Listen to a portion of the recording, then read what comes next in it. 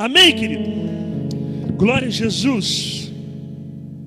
Aleluia. Louvado seja o nome do Senhor. Eu pedi para abrir no livro de Mateus. Mantém Mateus 19, mas dá um pulinho lá.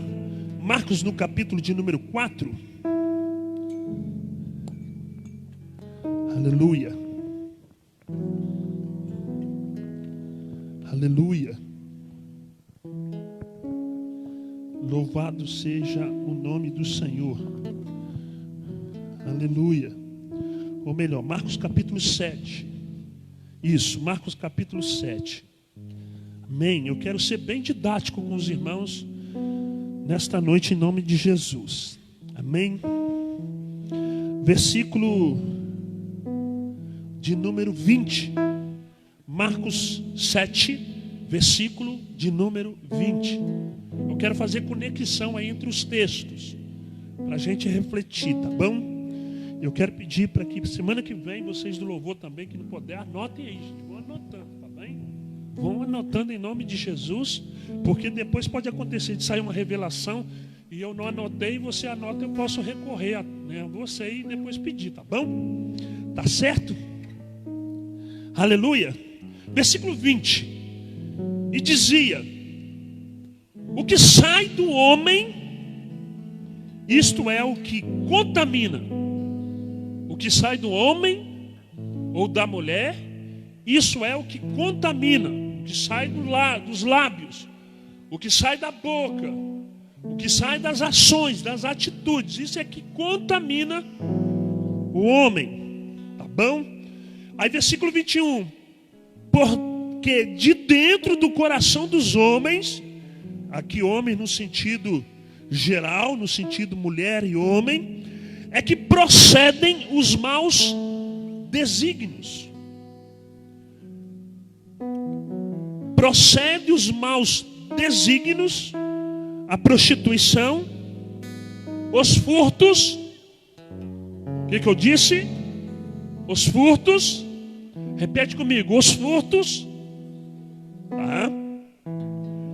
Homicídios, os adultérios, versículo 22, a avareza, as malícias, o dolo, a lascívia, a inveja, a blasfêmia, a soberba, a loucura.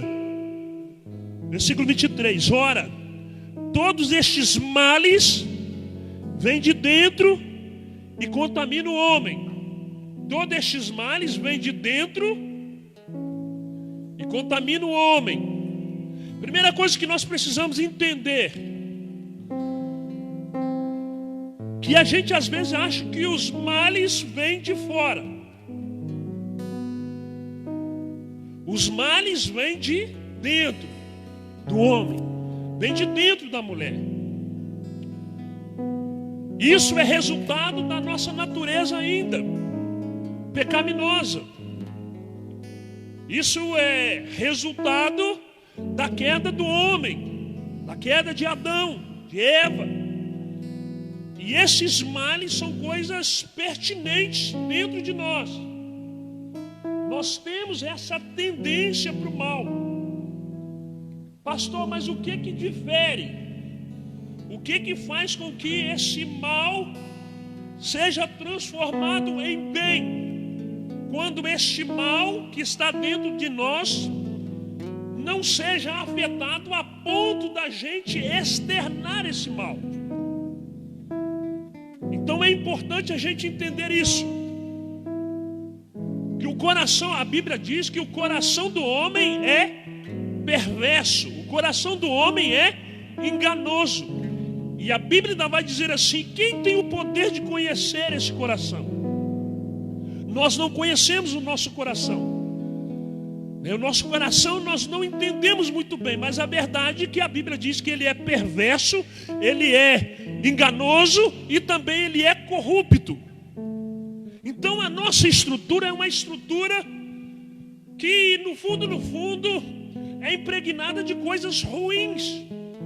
Elas são ruins dentro de nós, mas que precisam ser trabalhadas dentro de nós. E aquilo, querido, que vem de fora, como voz deuses pode estabelecer se nós somos de Deus ou se nós não somos de Deus. De que forma, pastor? Da forma, de repente, com que aquilo que vem de fora faz com que aquilo que é mal dentro de mim seja produtivo, se multiplique. Por exemplo, o nosso coração, ele é mau. E se de repente alguma situação fora atinge o nosso coração, situação ruim fora, atinge o nosso coração que é ruim, se nós não tivermos controle, a gente então vai fazer com que aquilo que é ruim, que vem de fora, se multiplica dentro de nós e a gente passa a ser ruim também para as pessoas. É por isso que a Bíblia vai dizer que todos estes males vêm de dentro do homem, está lá, estão amortecidos, estão mortos dentro de nós, mas estão lá.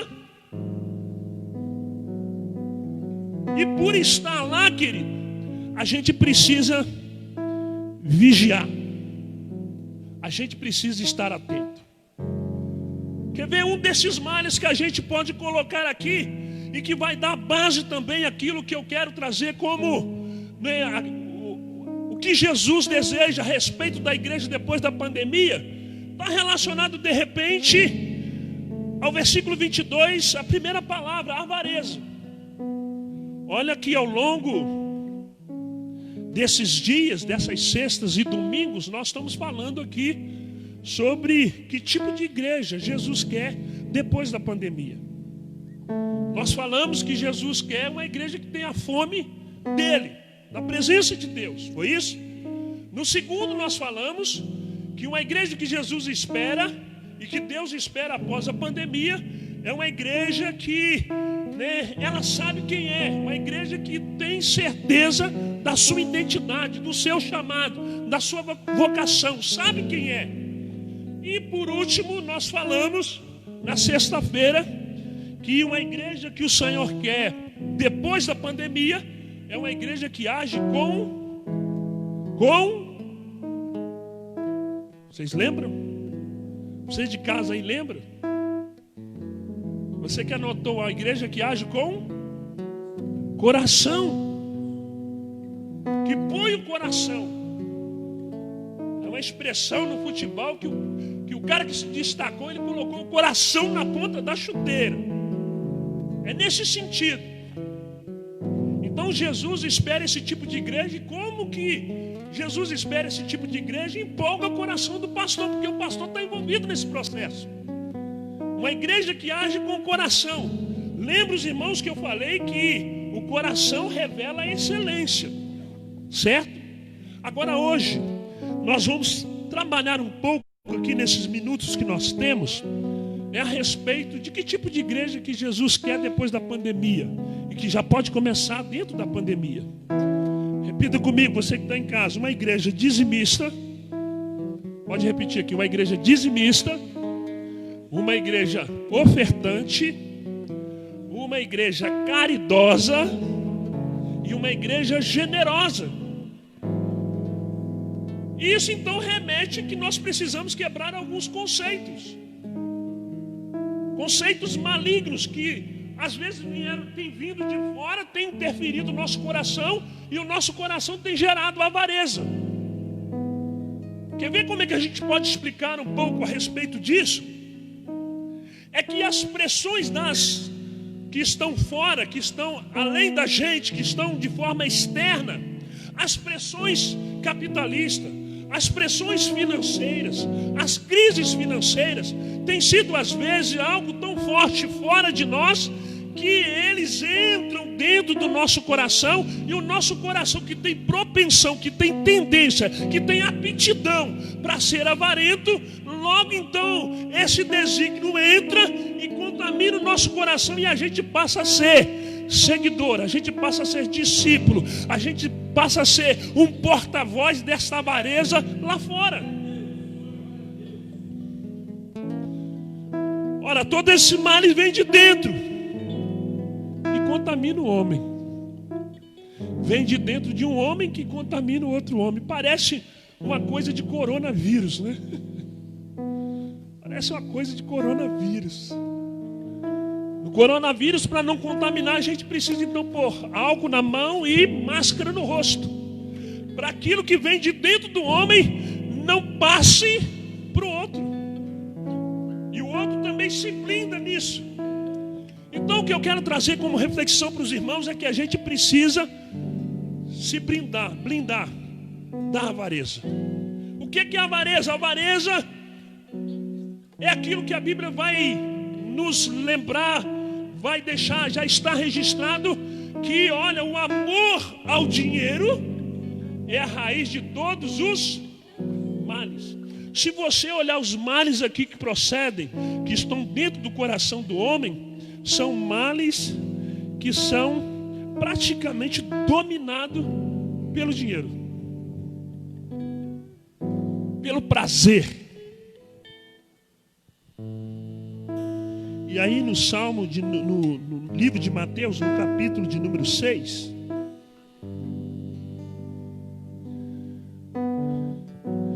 Jesus vai trazer para a gente uma máscara, para a gente ficar blindado dessa avareza. E essa máscara está aí no versículo 19, que ele vai dizer assim: não acumuleis para vós outro tesouro sobre a terra, onde a traça e a ferrugem corroem, onde ladrões escavam e roubam, mas ajuntai para vós outros tesouros no céu, onde a traça nem ferrugem corroem, onde os ladrões não escavam nem roubam. Versículo 21, porque onde está o teu tesouro, aí estará também o teu coração. Versículo 22, são os olhos a lâmpada do corpo. Se os teus olhos forem bons, todo o seu corpo será luminoso. Se porém os teus olhos forem maus, todo o teu corpo estará em trevas. Portanto, caso a luz que em ti há sejam trevas, que grandes trevas serão. Um paradoxo. Querido, a gente vai observar que Jesus está aqui realizando o seu sermão do monte, chamado também de bem-aventurança. Jesus então, nesse sermão, em seu primeiro momento, ele vai esclarecer o propósito dos seus seguidores, bem como também cita o resultado dessas atitudes. Você pode observar isso, querido, a partir de Mateus 5, do versículo 1 até o versículo 16. Nesse primeiro momento, ele fala do propósito e também fala sobre o resultado das atitudes que os seus seguidores, os seus ouvintes tiverem, o que vai proporcionar. Jesus então ele orienta os seus seguidores a entrarem pelo caminho de obediência. Se os irmãos e as irmãs lembram ou trazerem à memória o início do culto, nosso irmão Luzimar disse num dos versículos o seguinte: vós sereis meus discípulos se fizerdes o que vos mando. Então Jesus aqui neste sermão do monte, ele está dizendo o seguinte: olha, se você obedecer, o resultado da sua obediência será como mãe para as suas bênçãos. Ou seja, para a gente obter as bênçãos de Deus, nós precisamos entrar pelo processo de obediência. E Jesus então, no início do sermão aqui, ele vai citar a função, o propósito dos seus seguidores, bem como o resultado deles. Agora no capítulo 5, versículo 17 a 20, ele vai consolidar o seu propósito, o propósito dele. Jesus aqui no capítulo 5, no Sermão do Monte, ele vai dizer assim: eu não vim para revogar a lei, eu vim para cumprir. Ou seja, Jesus pede propósito no coração dos discípulos, mas ele é alguém que está inserido dentro do propósito. Ele vem cumprir, não vem revogar, não vem abolir, ele vem cumprir. Amém, querido? Ele vem cumprir, querido. Ele não vem bagunçar as coisas, não. Ele vem cumprir. Jesus não veio revogar a lei, mas veio cumprir. E aí, andando mais um pouquinho, nós vamos ver no capítulo 5, versículo 21. No versículo de número 21, até o capítulo 6, do versículo 1, ele vai falar sobre os aspectos sociais e também vai falar sobre os aspectos morais. Então o Sermão do Monte começa de forma integral, não é em partícula, ele é inteiro. Jesus então vai dissertar, vai falar, vai pregar que o Sermão do Monte, o propósito que ele estabelece na vida dos discípulos é um propósito inteiro, integral. E aí nesse versículo ele vai falar sobre os aspectos sociais e morais. No capítulo 6, versículo 2 até o versículo 18, ele já vai falar sobre o aspecto e disciplinas espirituais. Ele vai falar sobre oração, ele vai falar sobre jejum, ele vai orientar os seus discípulos como se deve orar. E na sua oração, onde ele ensina, na sua oração também do Pai Nosso, ele vai dizer assim, no período da oração, no tempo da oração, ele vai dizer assim, né, que o pão nosso de cada dia. Pão nosso de cada dia. Ele não pede o pão nosso de cada semana. Ele não pede o pão nosso de cada mês. Ele não pede um pão nosso de cada ano, ou de décadas de ano, ou de centenas de anos. Não, ele pede o pão nosso. E isso aí já remete a um conceito que ele quer trabalhar com os discípulos, de que o coração dos discípulos não se torne um coração avarento.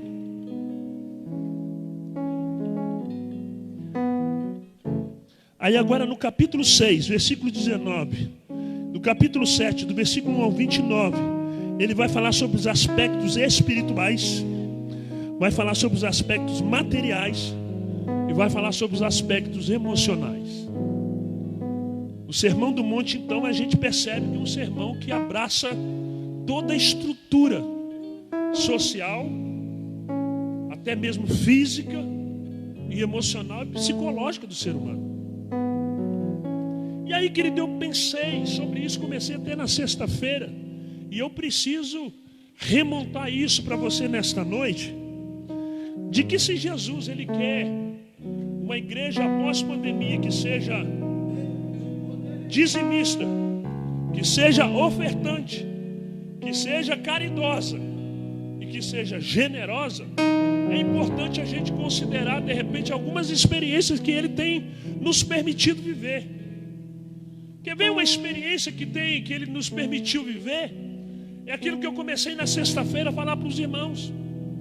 A experiência que nesse tempo todo de igreja metodista, bom, pastor, a gente não passou, que é a experiência de ser roubado, né? Que é a experiência de ter os nossos instrumentos, e graças a Deus não foi mais coisas, porque Deus ainda guardou o coração, guardou, né, essas coisas, né, para a gente, em nome de Jesus, né? E aí nessa experiência eu quero trazer e fazer uma reflexão sobre esse último aspecto, que é um aspecto espiritual, material e emocional da experiência vivida pela nossa igreja a respeito desse roubo.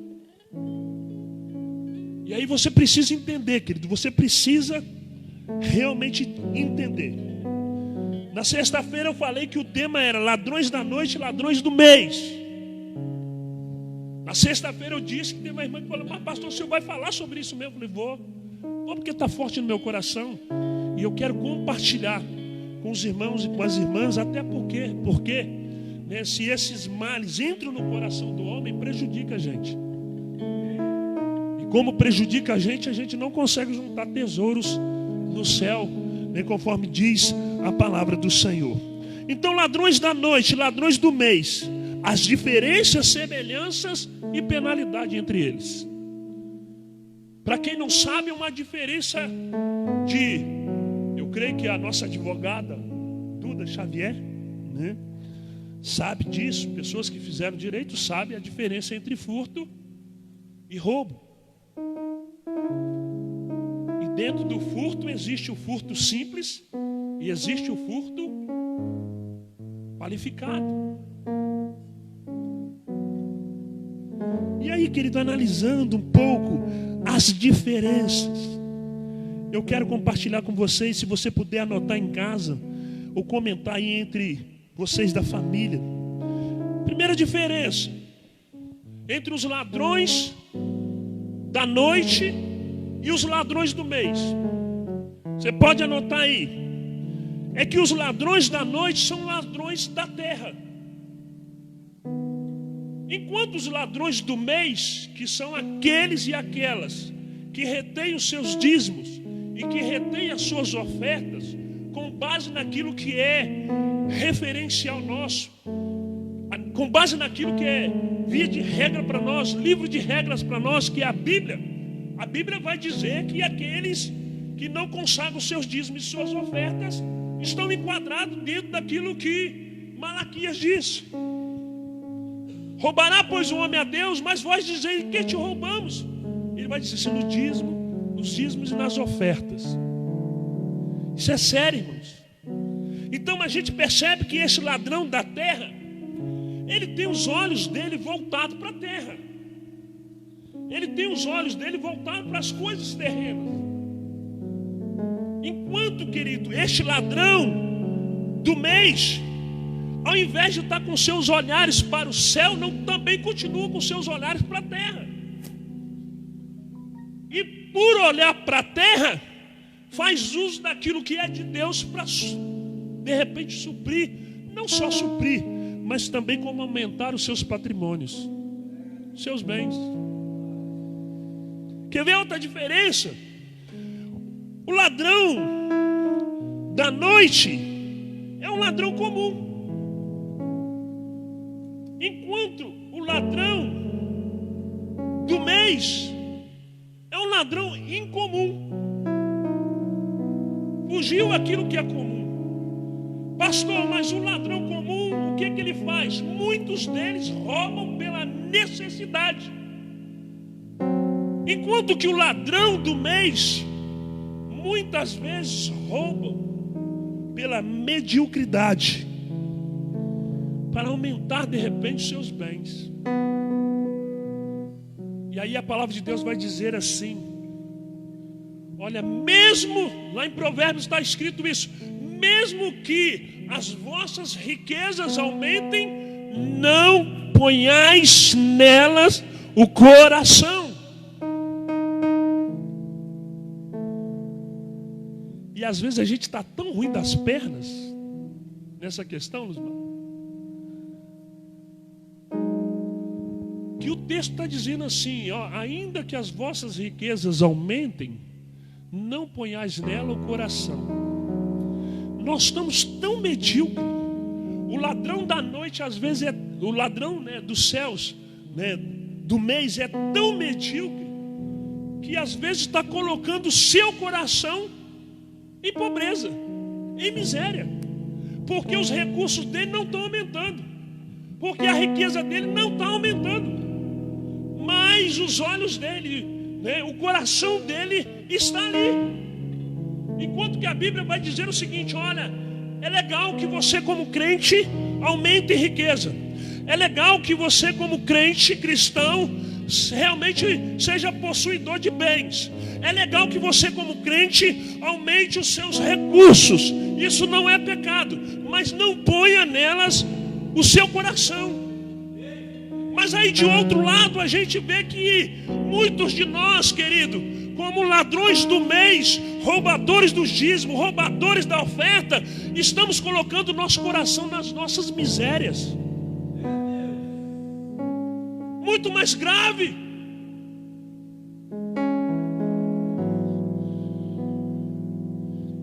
Outra diferença entre o ladrão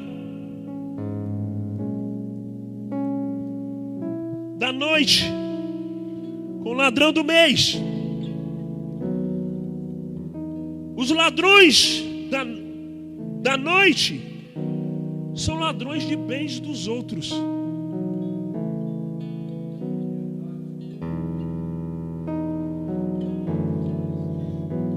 Pastor, e o ladrão do mês? O ladrão do mês são ladrões dos seus próprios bens. Qual que é pior, Luzimar?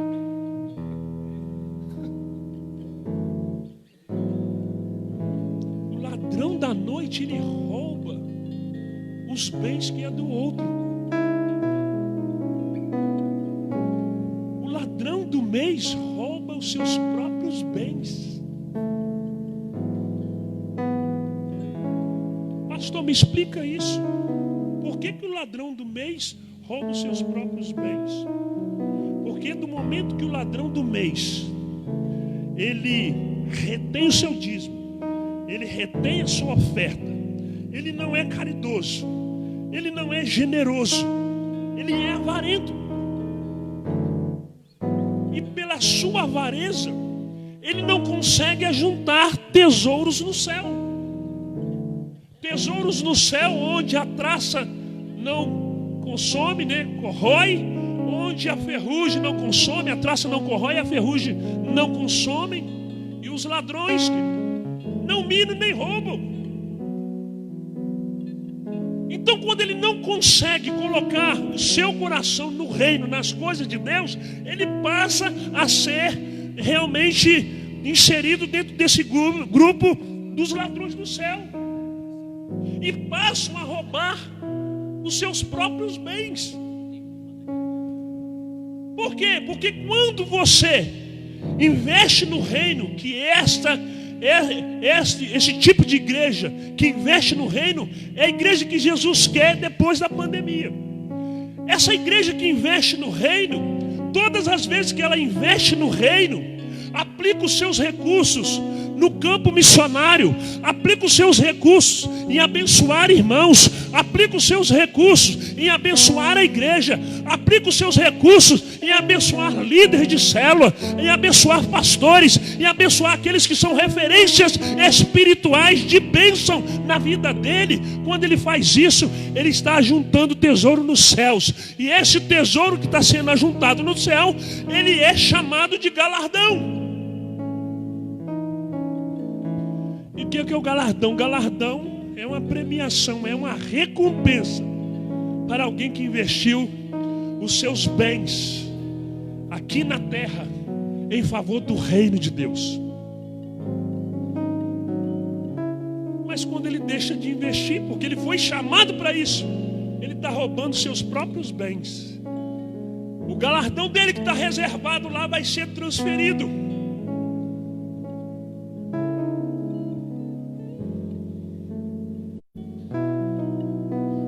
Ladrão da noite, anota aí, são ladrões para si.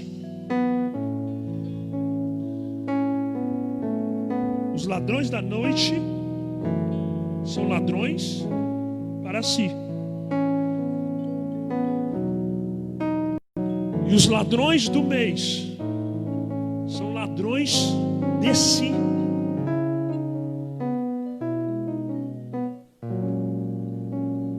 Abre para mim Provérbios, capítulo de número 1, versículo de número 19.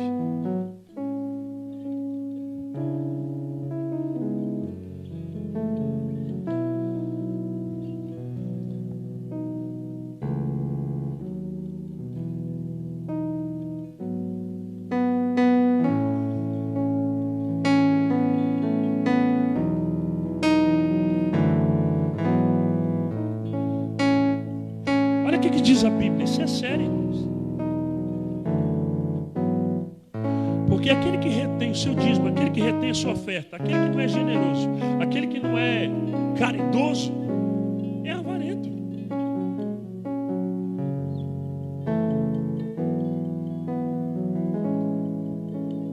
Todos nós, guarde isso, todos nós somos, por natureza, nós temos a inclinação à avareza.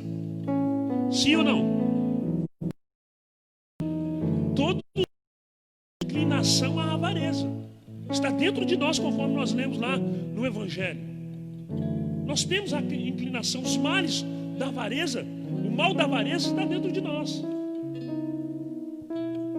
Mas o contexto que estão ao nosso redor faz isso despertar dentro de nós. E aí nos tornamos avarentos. Pastor Neil Barreto, ele contou, achei interessante, que ele foi fazer um atendimento a uma certa jovem senhora, e ele contou que essa senhora estava cheia de problemas, de doenças psicossomáticas, por causa de uma experiência que ela havia vivido. Ela era uma dos 5 filhos de uma certa senhora que aos 75 anos de idade foi acometido de um mal, de uma doença, de uma enfermidade. E essa senhora, que era mãe desta jovem, foi conduzida até o hospital, e lá no hospital descobriu que a enfermidade que ela tinha era uma enfermidade um pouco complicada e que precisaria de uma certa cirurgia, e que essa cirurgia seria uma cirurgia que o valor em espécie era muito alto, fora da realidade dela, mas dentro da possibilidade da família. E aí então ela, ao receber a notícia, correu para os seus outros 4 irmãos e disse para eles: olha, mamãe precisa fazer uma cirurgia e vai ficar em tanto. Eu já vou vender meu carro para ajudar no processo, mas eu vendendo meu carro não é suficiente para pagar a cirurgia. Então seria interessante a gente ratear entre nós irmãos, né, essa despesa com a nossa mãe. E aí o pastor Neil Barreto conta que quando ela falou isso para os irmãos então em reunião chegaram à seguinte conclusão: mamãe já está velha, 75 anos. O que nós podemos esperar de vida da mamãe, no máximo mais 3 anos. Então por que investir um dinheiro dessa quantidade para curar a nossa mãe, sabendo que ela em breve vai morrer? Quando a gente pensa que já ouviu de tudo, querido.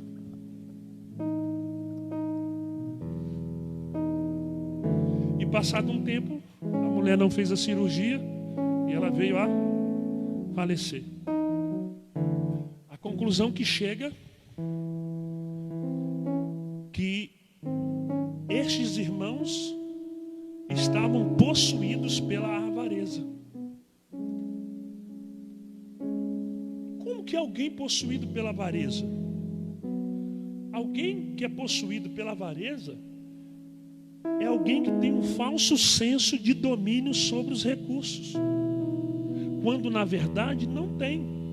É o recurso que domina ele, é a matéria que domina ele, é o recurso que domina ela, é o recurso que domina ele. Então a circunstância fora faz aflorar essa avareza.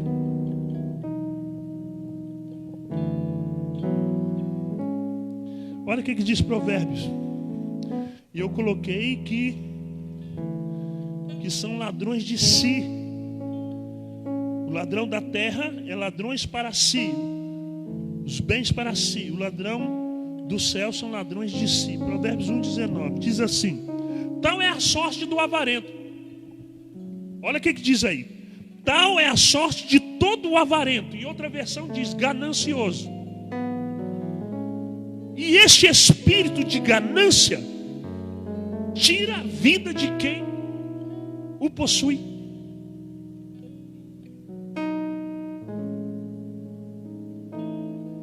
Vou repetir. Tal é a sorte de todo o avarento. Todo avarento é aquele que tem amor ao dinheiro. É por isso que no texto de Marcos você vai ver no finalzinho Jesus dizendo assim: porque vocês não tem como servir. Não existe dualidade de adoração. Não existe você adorar 2 senhores. Ou você adora a Deus, ou você adora as riquezas. Então o avarento é aquele que expõe, é aquele que externa a adoração, idolatria ao dinheiro. Tal é a sorte de todo avarento. E este espírito de ganância tira a vida de quem o possui.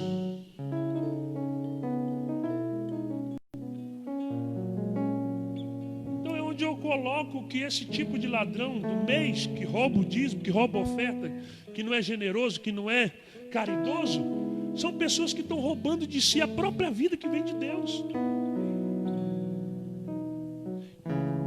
O grande problema nosso é que todo mundo está no pacote de servidor de Deus, de adorador de Deus, conforme foi cantado aqui pelo louvor. Mas o meu Jesus, o teu Jesus vai dizer que não existe possibilidade de dualidade na adoração.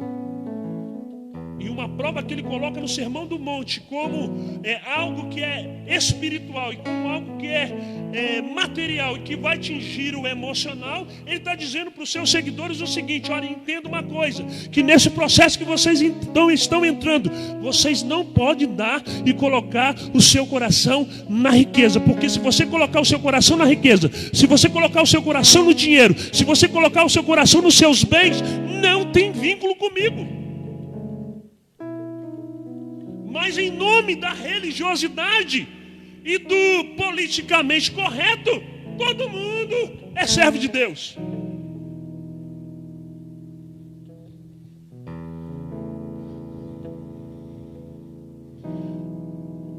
Amém? Tá pesado, né? Tá pesado hoje, né?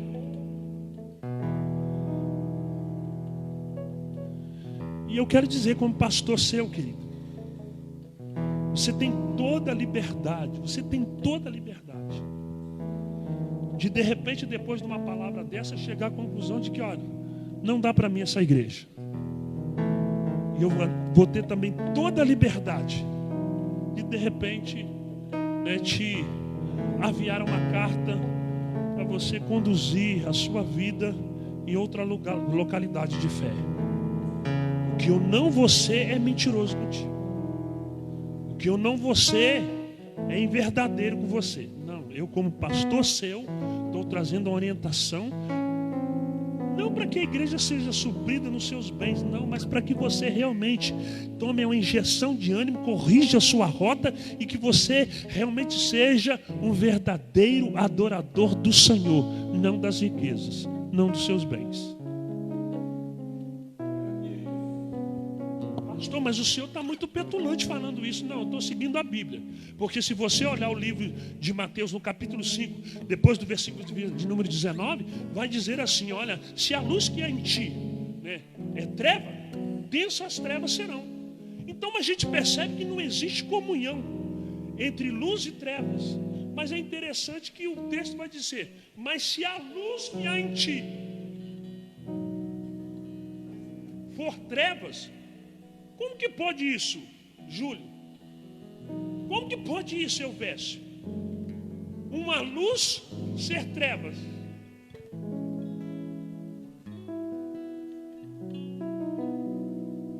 Como que pode, dentro desse paradoxo, uma luz ser treva? É o que o texto diz. Sabe o que eu entendo com isso? Luz aqui significa sabedoria e conhecimento que chegou ao teu coração. Mas a sabedoria que chegou ao teu coração não produziu mais luz dentro de você, a ponto dos teus olhos não atentarem para aquilo que é reino de Deus. Porque se os teus olhos forem bons, todo o teu corpo será luz. Mas se os teus olhos forem maus,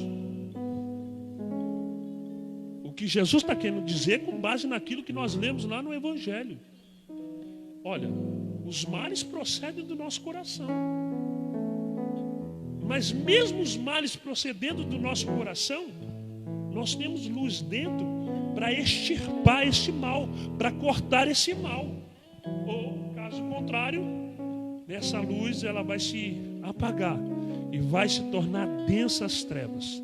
E densas trevas é o lugar que Deus preparou para o diabo e seus anjos, seus seguidores. Isso é muito sério, irmão.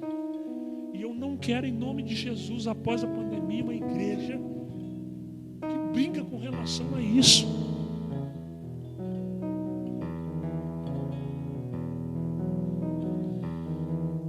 O ladrão da terra, ele furta.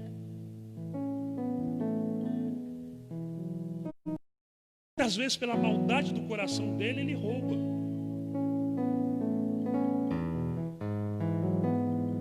O artigo de número 155 vai falar no Código Penal a respeito desse furto. Furto, ele acontece igualzinho aconteceu aqui na igreja. As pessoas que roubaram aqui furtaram a igreja. Porque o furto, ele acontece quando o dono, né, está ausente e não apresenta para ele nenhum perigo. Então a pessoa que veio aqui na igreja furtou a igreja, porque não tinha ninguém aqui. Se tornou mais qualificado porque ele desobstruiu a porta. Mas ninguém correu risco de vida. Agora faz uma análise para mim entre o ladrão da terra e o ladrão do céu. O ladrão do céu retém o dízimo. Pergunto: prejudica alguém? Sim ou não? Prejudica o reino, prejudica a missão, prejudica as instituições que a gente ajuda. É tirado.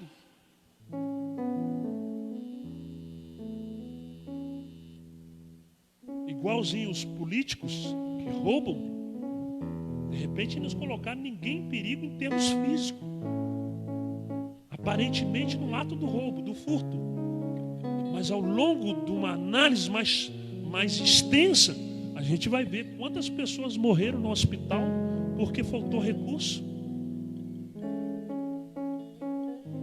Hoje o pastor Jânio Quadro Paradela, lá da Igreja Metodista de Guaçuí, Espírito Santo, mandou um vídeo para mim. Eu achei tão interessante. E na medida que eu achei interessante, eu achei também tão assim conflitante para mim. Porque a igreja dele reuniu, fez um culto, parece de missão, conseguiu angariar muito recurso financeiro e enviou lá para a África. Um grupo de irmãos que estão lá na África. E ele mandou o vídeo em que foi distribuído para essa turma de crentes que estão lá pacotes de arroz. E o líder da igreja lá mandou uma mensagem para o pastor Jânio dizendo o seguinte, agradecendo o pastor Jânio da alegria que ele estava, porque ele sabia que ia comer arroz.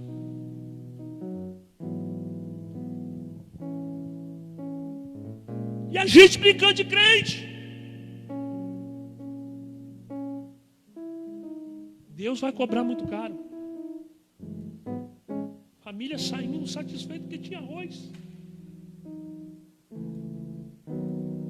Sabia que ia comer arroz naquele dia.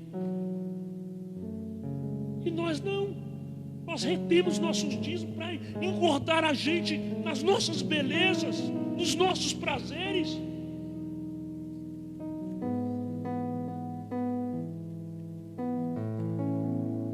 Jesus quer uma igreja missionária, assim como o pastor quer uma igreja missionária.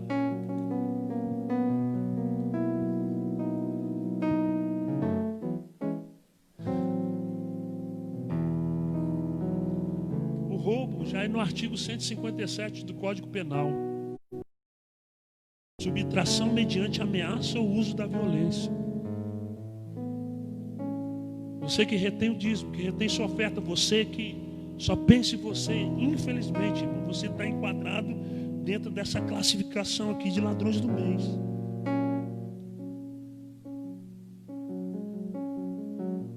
Porque tem que melhorar seu carro. Porque tem que melhorar sua casa. Porque tem que vestir melhor o seu. Não sou nada, não sou contra isso não. Sou contra isso não. O pastor está colocando aqui para dizer que eu sou contra isso não. Eu sou contra a miséria. Mas o pior miserável é aquele que tem e não consegue usufruir de forma sábia. Este é o pior miserável. Ele é miserável de mente. Diferente dos miseráveis que a gente vê aí fora aí.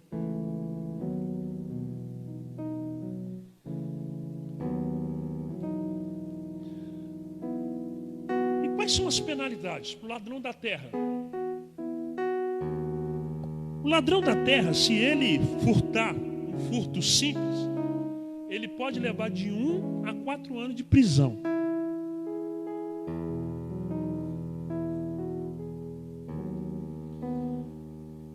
E esse Código Penal está escrito no artigo 155, parágrafo 1, 2, primeiro, segundo e terceiro. 1 ano a 4 anos de prisão. Isso se ele furtar de forma simples. O que é um furto de forma simples? Roubou um celular, estava em um certo lugar, ele não precisou roubar nada, não precisou ameaçar ninguém, ele passou a mão, e isso é um furto simples, de 1 a 4 anos que ele leva. O ladrão da terra, ele, se realizar um furto qualificado, ele leva de 2 a 8 anos de prisão, seguido de multa. Este aí já é se houve algum momento.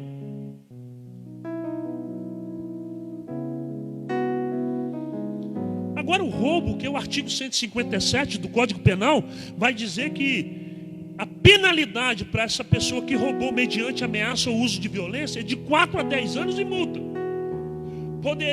podendo ser acrescentado entre 20 a 30 anos se o roubo for seguido de morte.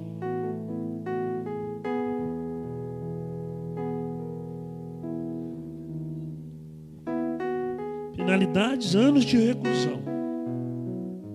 Agora, e o ladrão do mês?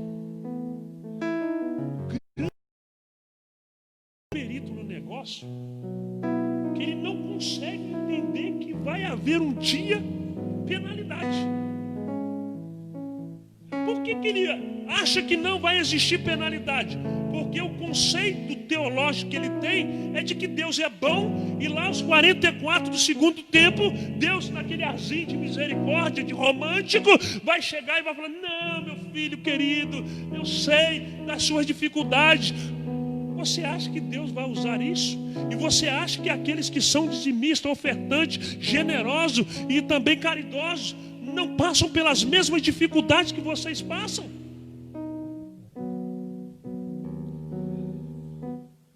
Eu acho que não vai, porque Deus é bom. Não podemos esquecer que o mesmo Cordeiro de Deus que tira o pecado do mundo, registrado no livro dos Evangelhos, lá parece em Mateus, fala João, não sei, não lembro direito. O mesmo Cordeiro de Deus é o mesmo Cordeiro de Apocalipse, que vai vir para julgar. O mesmo Cordeiro que tira o pecado, Ademir, vai ser o mesmo Cordeiro que vai vir julgar.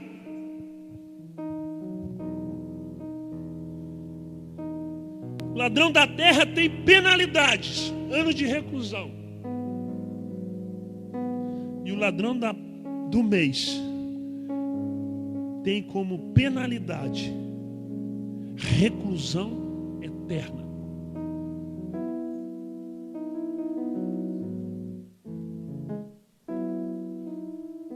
Jesus,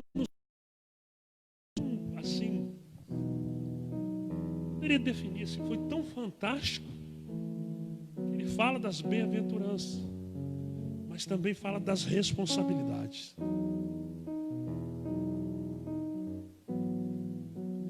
Ele vai deixar claro para os discípulos, e eu fecho com isso.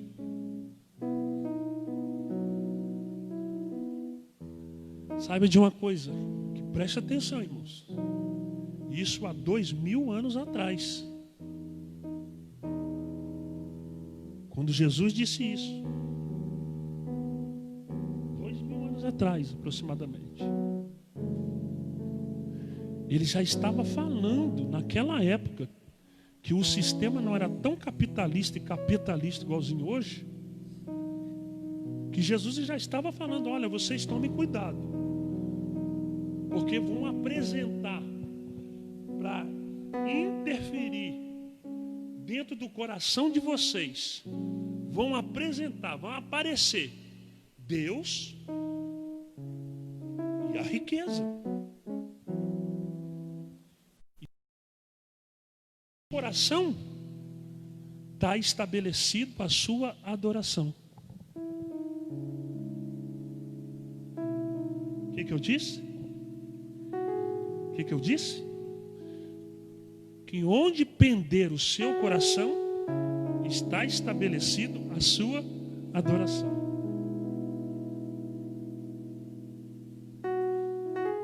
Na sexta-feira eu perguntei: onde está o teu tesouro? Lembra? Hoje eu pergunto: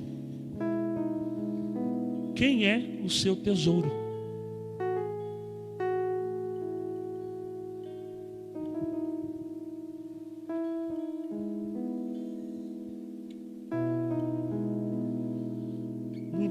Muita coisa.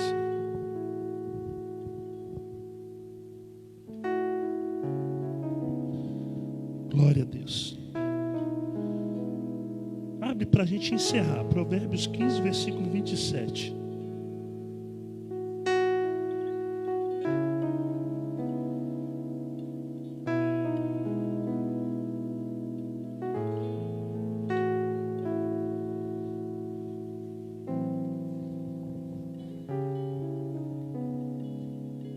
Jesus certa vez disse assim: quem crê em mim